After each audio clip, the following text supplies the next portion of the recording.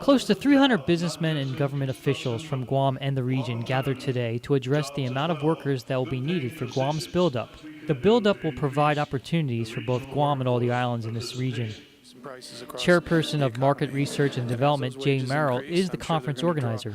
He says the main goal for this conference is to assemble all the people in this region to identify how many jobs there will be, what types of jobs there are, and who will fill them. Some of those jobs will be filled by foreign workers, but Triple J Enterprise President Robert Jones says it's important to hire skilled workers from the entire region first. But hire from people from Guam, Saipan, Tinian, Palau, the Marshall Islands, the Federated States, because all of those islands have a lot of labor and a lot of skilled individuals that would do a great job here. And so many of them, like Guam and Saipan, Tinian, Rhoda are U.S. citizens. We got to give them priority anyway. Advanced Management CEO Monty McDowell says the buildup is a great opportunity for his company to expand and to hire more workers. As people go off to work in the construction industry, for service contractors like myself to come in more on the tail end or into the industry like the hotel we're in now, there's going to be plenty of ancillary services that need to be performed to support that workforce and the contractors and the infrastructure buildup on base. There's plenty to go around. We're all excited.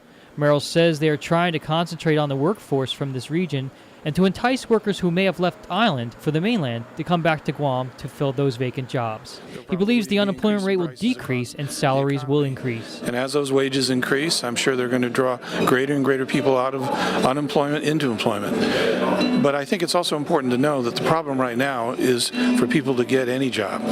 There are so many people right now that have no hope, no future, and unless we seriously consider how to maximize the employment opportunities from the buildup, we're losing, my goodness, it's an opportunity that's going to have an impact for 50 years. And this is the kind of opportunity that FSM President Emmanuel Mori is looking for. He supports the objective of this conference and hopes that it will benefit SFM as well as the other islands.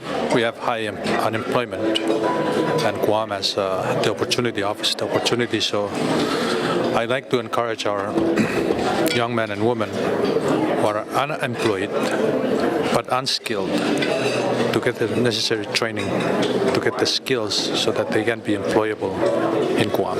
Maury says training will be needed to introduce them to a different culture, become more disciplined and loyal workers. Merrill says local contractors have been extremely competitive on military construction projects around the island. He adds that those jobs are being filled by people from this region. We saw from the data that was presented this morning that there are a lot of local construction workers right now, and that employment pool is growing, and that it includes everybody, not just people from Guam and the CNMI, but all the surrounding islands as well.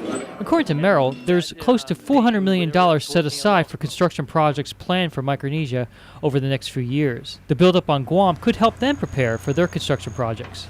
The jobs that will go to those contractors should be filled by the people from that region. But for them to get the experience and the skills, the buildup provides that opportunity for them. So if we can access that labor pool now, capture the revenue in terms of income and taxes that they would pay in our own region, make sure they become productive members of the regional community, they can go back to their home islands and also participate in that buildup when it occurs. Merrill says the bottom line is that the conference provided information to ensure that Guam and the region's workforce is ready and able to benefit from the buildup. David Macaluso, PNC News.